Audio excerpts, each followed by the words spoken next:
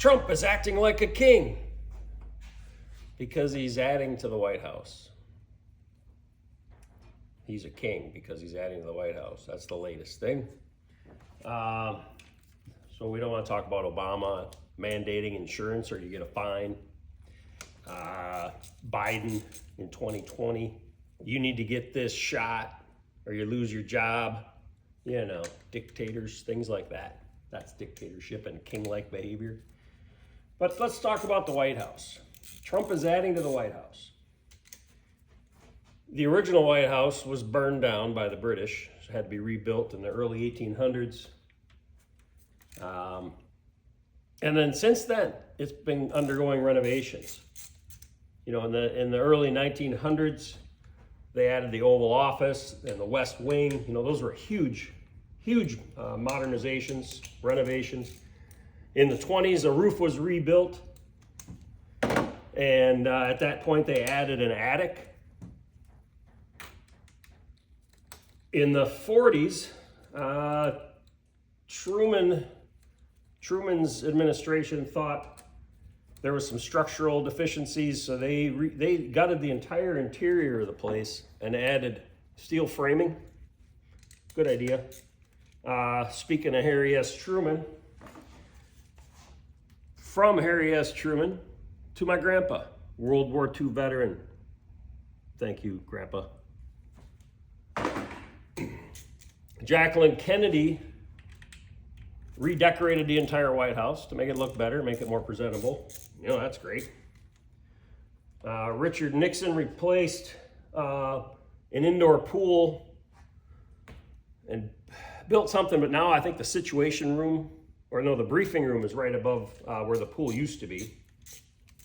Jimmy Carter installed solar panels in the 70s, which were later removed because they're inefficient, I guess, maybe. I don't know. Whatever reason, it wasn't a good one to have them.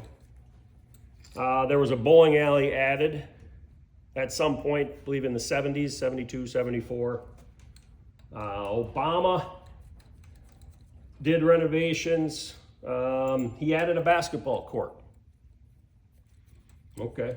Trump, in his first tour, his first 4 years, he did some modifications, the Oval Office, the West Wing, just to, you know, bring him up to speed.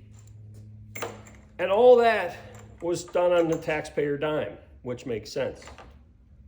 We paid for it, it's our house, that makes a lot of sense. So what Trump's doing now, he demolished a big part of the White House to build a ballroom. And this ballroom is where foreign dignitaries are gonna come so we can discuss world matters on a proper stage, you know, marble floors, all that. It's going to be comparable to what you see when you go to Saudi Arabia, the UAE, top-notch accommodations.